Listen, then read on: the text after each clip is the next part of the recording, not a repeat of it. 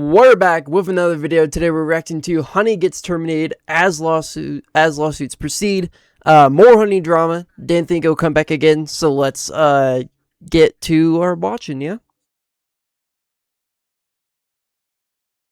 This is a cease and desist letter sent to me by PayPal's lawyers in December of last year.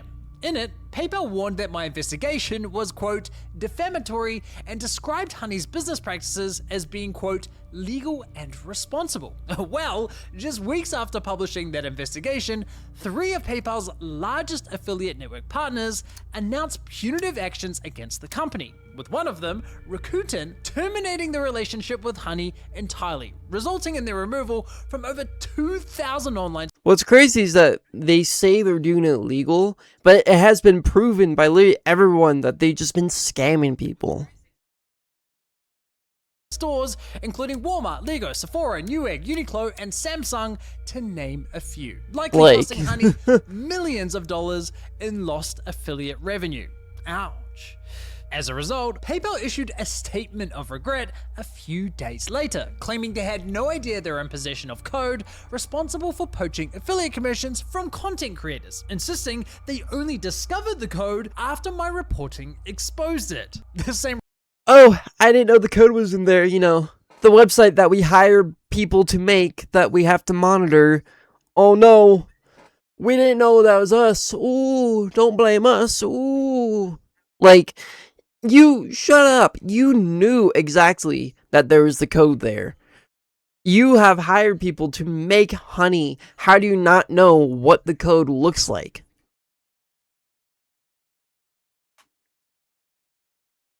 Like, are we serious? Reporting they had just claimed was defamatory. Yeah, that makes sense. Now, not only is PayPal's claim that they had no idea a provable lie, but the code in question was formally included as evidence against them in the ongoing federal class action lawsuit. A lawsuit they desperately tried to have thrown out. Twice. But unfortunately for PayPal, the federal judge handling the case recently denied their motion to dismiss. Whether PayPal likes it or not, this lawsuit is moving forward. So in this video, I'll be walking you through everything that's been happening behind the scenes. The lawsuits, network terminations, CEOs attacking my credibility while profiting from Honey, hit pieces from industry publications who also have ties with PayPal. Turns out, I've pissed off an entire industry. So, let's get into it.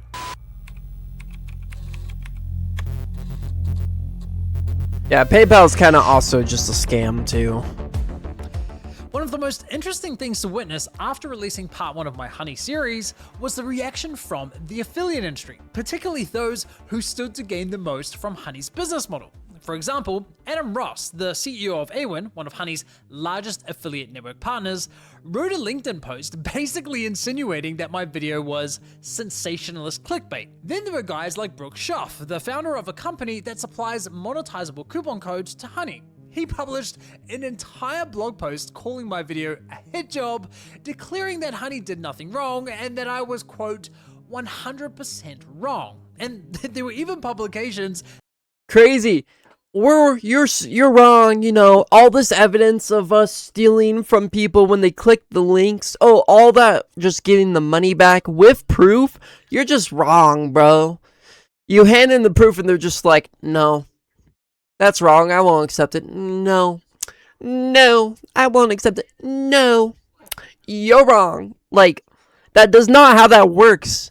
You can't just say no when all this evidence has been proved that you are stealing from your own customers.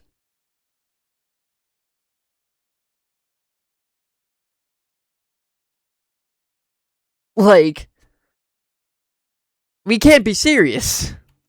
That took aim at my work with headlines like, "What Mega Lag Got Wrong?", who I later found out also had ties to Honey. Point is, the ones complaining the loudest all turned out to have skin in the game. But then I revealed the surprise, one thing they couldn't surprise. spin. Honey wasn't just stealing commissions, they had intentionally built an entire system around hiding that behavior from the industry. The system was designed to profile who you were as a user. If you look like a regular shopper, Honey ignored stand-down rules and allowed influencer commissions to be diverted into their own pockets. But if you look like someone from within the industry, Honey suddenly played by the rules to avoid getting caught. They effectively engineered a defeat device, and with this revelation, the industry had no choice but to respond appropriately, including the ones who profit from Honey's business model. And the first to act was Rakuten, an affiliate network that connected Honey with over 2,000 online stores. Just weeks after exposing PayPal's defeat device, Rakuten terminated their relationship with Honey entirely and sent the following notice to their clients. Let's We already go. know that publisher Honey has been terminated from the Rakuten advertising network. Therefore, this publisher has been removed from your affiliate program, effective immediately. Boom. Just like that, Honey lost access to over 2,000 online stores, many of which were very big brand names. That is a huge hit for PayPal, but it also sucks for Rakuten because keep in mind, affiliate networks like Rakuten are the organizations who run this industry. They set the rules, they enforce compliance, and they control the flow of sales. So when something as damning as this is brought to light, it's terrible PR for them.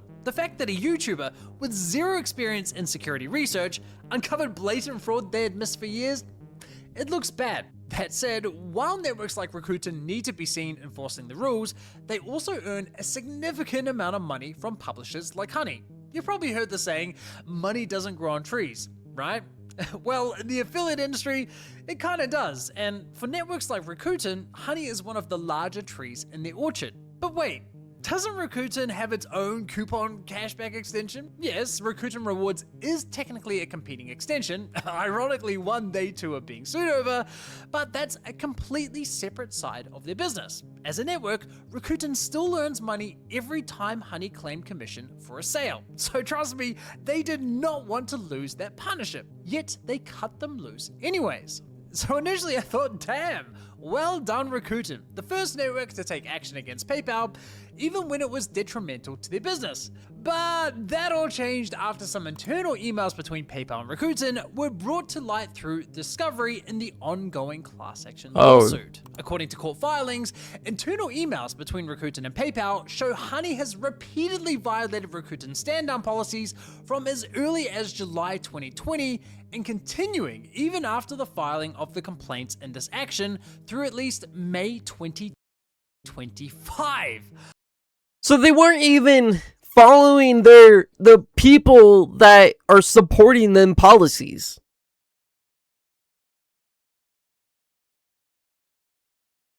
Like, and they don't want the lawsuit to happen, and they're just telling people, no, this isn't what happened. Like, get the fuck out of here, bro. Yikes! Not only does that look bad for PayPal, but it also looks terrible for Rakuten. They knew Honey was violating their stand-down policies for years, and the entire time, they kept Honey on the network anyways. Now, some of those emails made it onto the public record, and after reading through them, the dynamic is honestly insane. In this one email chain, Rakuten flags a stand-down violation to PayPal, and while PayPal initially responds, they then start ignoring Rakuten's emails, forcing them to repeatedly chase PayPal for an answer. This goes on for weeks, and when PayPal finally addresses the violation, they tell Rakuten that their stand-down policies are, quote, overreach. The fact that PayPal feels confident telling a network that their rules suck really speaks to who actually runs this industry. After seeing those emails, Rakuten's termination of Honey looks a whole lot less like them taking a principled stand, and a whole lot more like them pretending to act tough on compliance, knowing those emails would hit the public record. I did reach out to Rakuten for comment, but didn't hear back from them. But regardless of Rakuten's motives, this termination was still a disaster for PayPal. It got the entire affiliate world talking, and just a few days later, PayPal quietly deactivated their defeat device and broke their silence. They apologized to the industry, if you can even call it that, via an exclusive statement to Hello Partner, the same publication that wrote the What Mega Lag Got Wrong article. Lol. On Monday morning, Rakuten Advertising shared an email with partners notifying them that PayPal's Honey browser extension had been terminated from the network and removed from existing affiliate programs. The dispute follows accusations from industry commentators. Okay, that's hilarious. They won't even cite me by name anymore. When I'm wrong, I'm Megalak. When I'm right, I'm just a industry commentator. Oh, that's The hilarious. dispute follows accusations from industry hilarious. commentators and professionals that PayPal Honey uses a defeat device to detect user type and selectively bypass stand-down policy. Rakuten Advertising declined to comment on the move. I wonder why.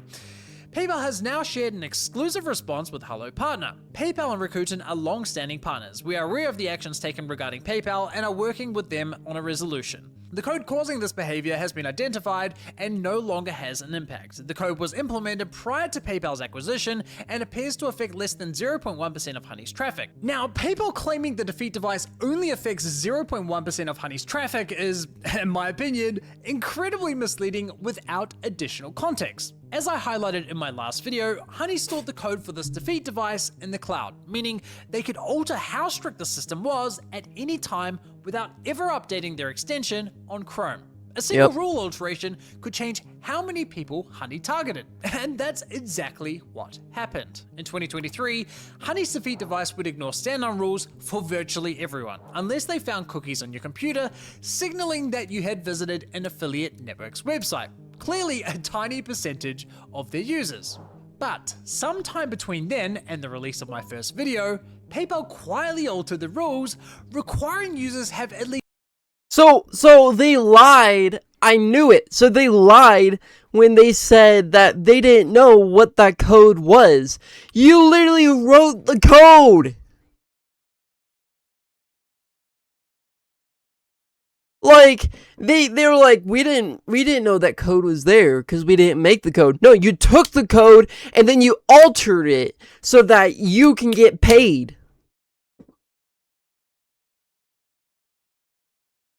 Like, what? And they're gonna have the audacity to be like, don't sue us because we didn't know the code was there. Hello? Like, least 65,000 cashback points before they would break the rules. They went from targeting a very large portion of their users to a much narrower set with one quiet update. So when PayPal says 0.1%, was that under their latest rules or the old ones? I did ask PayPal for clarification, but unfortunately, they're not interested in answering my questions anymore. Instead, they offered me a corporate slop statement, which I'll include at the end of this video. oh Now, this lord. next statement is really interesting. The spokesperson said that the code was only recently discovered by PayPal, and upon being made aware of it, the company has deactivated. That is patently false. Yes, the Literally. defeat device was developed in 2017 under the original founder's leadership. Then PayPal inherited it when they acquired Honey in 2020. Yeah, oh, we deactivated it. Bullshit. You didn't deactivate nothing. It's literally how they steal from people. Like, PayPal, Honey, they're all scams. I literally get scammed by... I used to have PayPal. I recently got rid of all the stuff on it because PayPal kept letting people through to get to my wallet. And then did nothing about it. Like, of course they're not going to delete something that's going to make them more money from scamming people. But the corporates can get away with this in America because we don't do anything about it.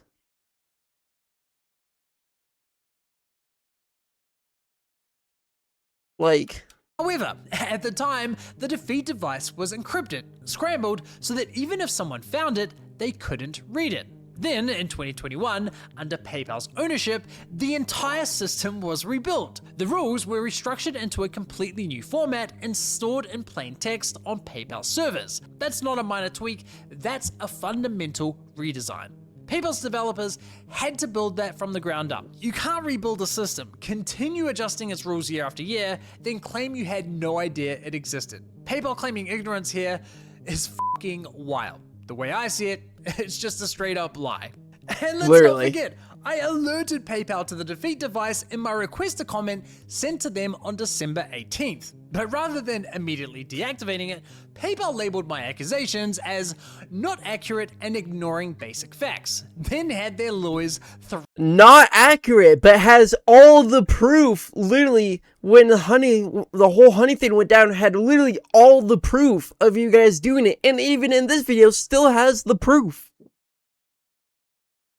threatened to sue me. They only deactivated the code on January 13th, almost a full month later.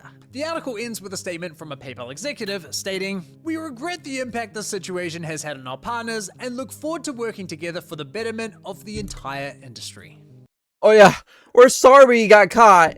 Sorry, we got caught. Oh my god. We're sorry, we got caught scamming people. And we're gonna close it, you know, a month or like, I think he said like a month or something later. You know, oh my god, we got caught. Sorry, we're gonna deactivate it after we keep scamming people and we fill our own pockets. Like, why can companies get away with this? Why? Why? And then they have the audacity to try to sue him for telling the truth.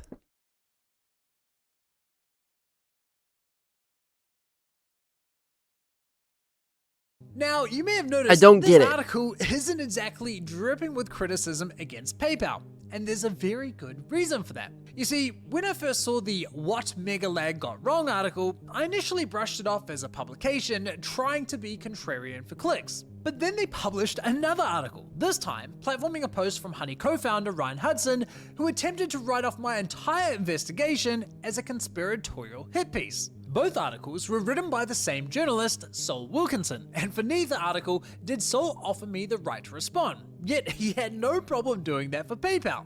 So I'm thinking to myself, man, these guys at Hello Partner sure have a raging boner for Honey. This led to me digging into their company, and surprise, surprise, Honey was a premier sponsor of their flagship conference. Surprise, Probably surprise. should disclose their conflict of interest to their paying shit. subscribers. But here's where it gets even more hilarious. Sol, the journalist, actually emailed this article to me explaining that Hello Partner is, quote, Switzerland when it comes to industry disputes, which is why they didn't offer any opinions on PayPal getting booted from Rakuten.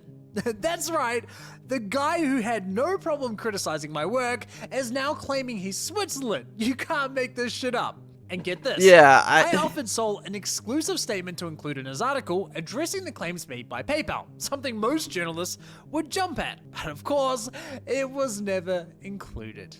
All things considered, pretty shocking behavior from a publication that lists inclusive and unbiased as one of its core values. Now, as annoying as this behavior is, bias in the media is by no means a new concept, and it makes navigating the news incredibly frustrating, which is why I've partnered with today's sponsor, Ground News. Ground News curates news. Hey, make your money, and we're gonna skip all that and get back to the important stuff. Bloomberg recently broke the news about another shopping extension engaging in nefarious behavior, one that I too have been investigating since last year. It's called Fear Just Down Rules. Most outlets in the industry raised red flags about this company long before the scandal broke. Same story, but one framing is built around a famous name, while the other questions why the industry didn't act sooner. The network announced they too were taking action against Honey. Following a thorough investigation, Impact has determined that Honey is out of compliance with our platform policies and has been removed from the Impact Discovery marketplace. We've also temporarily suspended their account while we confirm they have made the necessary changes to comply with our terms and conditions.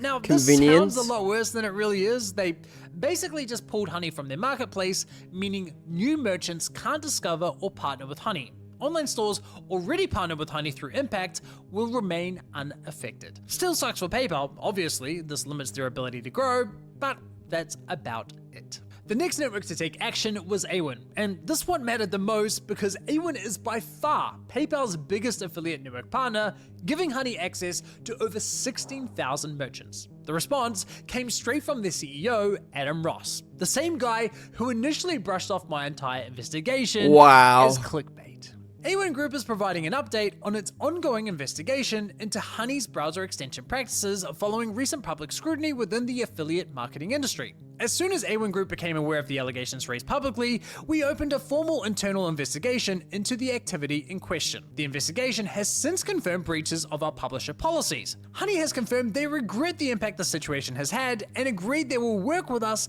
to remediate that impact. In line with our standard enforcement processes, A1 Group immediately took protective actions. These included suspending payments and access to new advertiser programs. So A1 cut Honey off from new partnerships the same way Impact did, but on top of that, they also suspended Honey's payments and put them on a remediation plan. This plan involves PayPal funding certain initiatives like giving networks access to their source code and implementing policies for online stores to manage and remove unauthorized coupon codes. Now, I will give credit where it's due. These three networks at least did something, which is more than we can say for these other networks who stayed silent and, as far as I can tell, did absolutely nothing. The consequences of these actions are significant. This is terrible PR for PayPal, it's costing them real money, and it will almost certainly be used against them in the ongoing litigation. I hope. However, the fact that every single one of these networks has allowed Honey to continue operating on their platform is genuinely fucking insane. Yeah, Even it's Recruited, ridiculous. the It's one network insane. that terminated Honey has since quietly allowed them back onto their platform. And frankly, I'm not surprised. Look, these punitive measures obviously suck for PayPal, but when you consider the seriousness of what they did, it's nothing more than a slap on the wrist. And that sets a terrible precedent for the entire industry, because every bad actor just watched a Fortune 500 company break the rules, build a system to cover it up, got caught, yet was ultimately allowed to continue doing business. Good luck enforcing the rules after that. Now, regardless of how these networks have handled this, the fallout from the scandal has still hit Honey hard, and that's mostly thanks to you guys. So I was curious to see if there were any measurable insights into how much damage has been done. Well, thanks to data compiled by my buddy Yelta, we can actually put some numbers to it, and it's brutal. On top of losing 7 million users, Honey has also lost over 7,000 merchant partners, even after being allowed back onto Rakuten's network. We can see that in December 2024, Honey was partnered with roughly 35,000 online stores, and that number has since fallen to just over 28,000. That's a significant loss of business. And It keep in is. mind, That's a big some loss. merchant partners are more valuable to PayPal than others. For example, one of those lost partnerships was Apple, who was Honey's largest partner in terms of monetizable traffic. Here's a crazy statistic. Apple alone generated more shopping traffic than Honey's bottom 27,000 partnered stores combined. And Apple Damn. wasn't the only big brand to jump ship. There's a ton of them. So yeah, that's gotta sting. Honey's database of coupons has taken a huge hit too. As of December last year, Honey had 90,000 coupons, but is now down to about 50,000. And there's a very good reason for that loss of 40,000 big loss. coupons. One of the Thank issues God. I highlighted in the series still, was Honey that's too quietly much. harvesting coupon codes from users at checkout without their knowledge or consent. As a result, private employee discounts, friends and family codes, and even military veteran discounts were ending up on Honey for anyone to use. Well, the vast majority of codes recently removed were user source coupons, going from 29,000 down to just 3,000. So it appears as though the networks have finally cracked down on this, which is a huge win for the small businesses who were affected by this behavior. But it's not all good news. Of the 50,000 coupons Honey still has, at least 10,000 are still known to be expired. And PayPal is still applying those codes at checkout, fully aware that they're expired. I've confirmed this through multiple tests, as well as reviewing Honey's source code. Now keep in mind, Honey was previously claiming commissions on sales even when they couldn't find you a working coupon. And around the time I exposed this issue, PayPal had around 14,000 stores with no valid coupons and zero cashback to offer. So this wasn't some random edge case scenario as some people have speculated. No, PayPal was earning legit money while wasting your time with expired codes. Wow. Google did try to put an end to this behavior in 2025 by updating their Chrome store policies. This enforcement barred extensions like Honey from claiming commissions unless they actually provided users with some form of benefit. Sweet. Problem solved, right?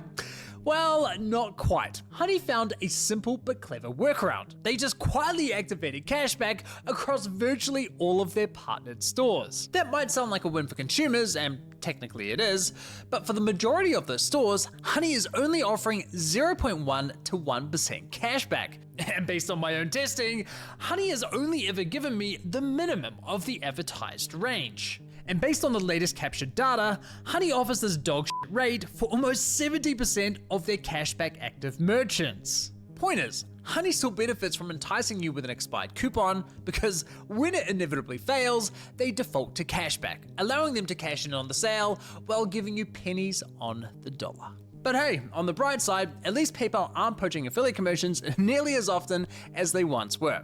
Speaking of which, let's discuss the ongoing class action lawsuits because there have been some really significant developments there. As most of you already know, PayPal's behavior caught the attention of a ton of different law firms. One of the first to file was YouTuber and attorney Legal Eagle, who filed a class action against PayPal Honey on behalf of content creators. After he filed, around 20 other law firms filed similar complaints across different states. Now, when you've got that many law firms suing over the same thing, the courts don't want to handle them all separately. That's a huge waste of valuable court resources. So the cases get consolidated into one big class action, and the assigned judge selects a small group of law firms to lead the case. But that's just the creator lawsuit. Most people don't realize that on top of that, there are 2 additional class actions against PayPal over Honey. One brought on behalf of consumers in the United States, and another on behalf of consumers in the United Kingdom.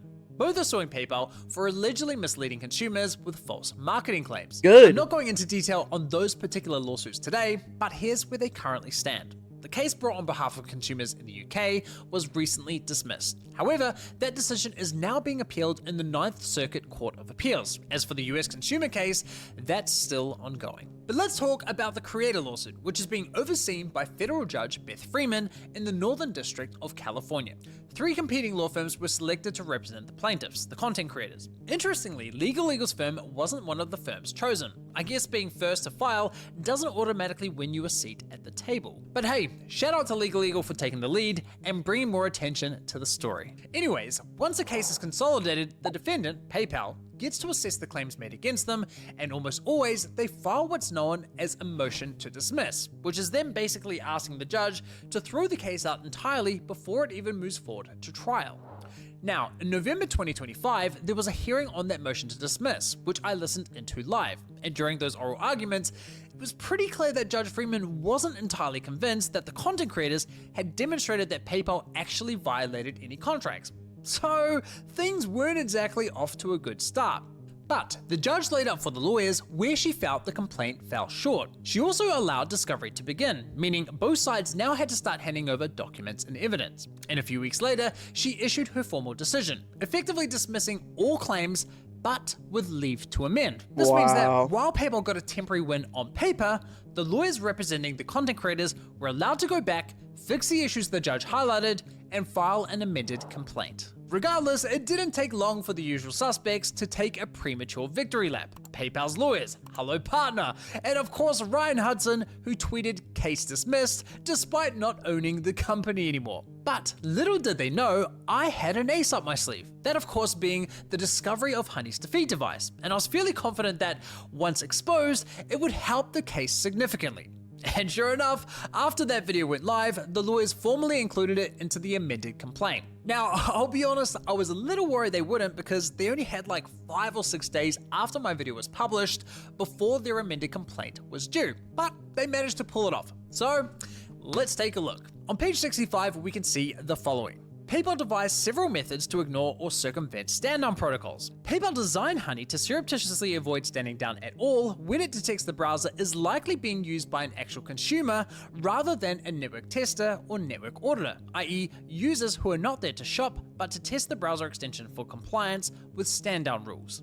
Honey has created 4 basic criteria through which it determines whether or not to stand down. The lawyers then lay out the 4 criteria Honey tested: how old your account was, how many cashback points you had earned, if you're on a blacklisted website with special rules, and lastly, whether you had visited an affiliate network's website, which the complaint describes as arguably the most glaring reveal of PayPal's bad intent. Couldn't agree more. So there you have it. My big discovery now formally alleged in a federal complaint. Not gonna lie, after all the hard work I put into uncovering this, it feels good. And the inclusion of this evidence wasn't the only improvement. The lawyers did a great job strengthening the complaint across the board. Okay, but what effect has all of this had on the case? Well, on June 4th, there was a second hearing on PayPal's motion to dismiss. And this time, there was a completely different energy in the courtroom. The moment the hearing started, the judge made it clear that she believed this case could move forward. And when she invited PayPal's lead attorney to make his arguments, Richard Jacobson, the same lawyer who sent me the cease and desist, she joked that he had an uphill battle ahead of him and might not be winning the motion to dismiss. A brutal thing to hear before you've even opened your mouth. And it only went downhill from there. Throughout the hearing, Judge Freeman constantly pushed back on PayPal's arguments, challenging them at every turn. To give you an example, at one point, PayPal tried arguing that affiliate IDs don't hold any real intrinsic value because they're just short strings of numbers and letters. The judge responded with something along the lines of, well, you could say the same thing about a dollar bill. To which Richard replied, quote, I don't know how to respond to that. And in my view, that kind of sums up PayPal's whole defense. On the other hand, as the lawyers representing the content creators presented their arguments, the judge mostly listened in without interrupting. It was pretty obvious which way she was leaning. So it seemed very likely during this hearing that the amended complaint had done its job. Now, it's important to understand that when a judge rules on a motion to dismiss, it's not as simple as deciding whether to throw out the entire case or keep it. The judge has to go through each individual claim and decide on the merits of each one separately. So for example, she might say, yes, I see a legitimate case for computer fraud, but no, I don't think you've proven unfair business practices. She could dismiss every claim besides one, and the lawsuit would still move forward on that one remaining claim, just under a much more limited scope. And after listening to the hearing, I thought the judge would allow most of the claims to survive, but not all of them. Well, on June 22nd, Judge Freeman issued her final ruling, and every single claim survived. That is a huge win for content creators and a massive blow to PayPal. Literally. So, what happens now? Well, now that the case has survived, there's no reason for the lawyers to delay the discovery process. That means PayPal handing over documents, internal communications, and their employees possibly facing depositions under oath. And given that the defeat device was developed prior to PayPal's acquisition of Honey, it's entirely possible that the original founders, Ryan Hudson and George Ruan, get dragged into this process as well. And honestly, I think they should. A lot of this started while the company was under their leadership, and I think they need to be held accountable in some way. It's also worth noting that since the defeat device was exposed, Ryan, who was previously very vocal in trying to defend his former company, has now gone completely silent. Pretty telling if you ask me. Now, with that all said, realistically, I think PayPal settles. I doubt PayPal wants their developers sitting in a deposition room explaining the defeat device under oath. And look, don't get me wrong, if a settlement gets content creators their money back, obviously I'm all for that. But a settlement also means that those depositions may never happen. No testimony about whose idea it was to create the system, no one on the record explaining why it existed for 7 years, and the full story of what went on behind closed doors at Honey, well, that potentially stays buried forever. But here's the thing, regardless of whether this case settles or goes to trial, there's something very important that I didn't get into in my last video, and it could make a huge difference for every affiliate who had their commission stolen. You see, from the very first day that Honey deployed the defeat device, they added code that documented every decision it made. So each time the system decided to violate stand-down rules, that decision was logged. Every time it decided to play safe, that too was logged, along with which rule triggered the decision. But more importantly, they also logged the original affiliate link the user clicked on, which often contains the original affiliate's ID, and in some cases, even the affiliate's name. Now, assuming PayPal has retained this data, and I think there's a very good chance they have, it means that somewhere on PayPal servers lies a detailed record of Rockstar every Games single 123. instance in How we which this doing? defeat device enabled the theft of someone else's sale. And I'm fairly certain the lawyers will be demanding access I've to been that waiting data if I've they been waiting for haven't that, but already. And if I'm it's not as comprehensive expecting as I believe it anything is, a lot of the stolen commissions for could a potentially while. be traced back to the original affiliate. I've been it okay. was How have taken you from. been? But here's a better idea. To the affiliate networks who are most certainly watching this video, if you truly care about protecting content affiliates, don't wait for the courts. Demand that telemetry data from PayPal and make them pay back any commissions that were stolen. It's the right thing to do. PayPal statement: We have coordinated closely with industry partners to develop practices that promote accurate attribution and value for consumers. Honey remains available to advertisers on majority of affiliate networks, including Rakuten, iWin, and Impact.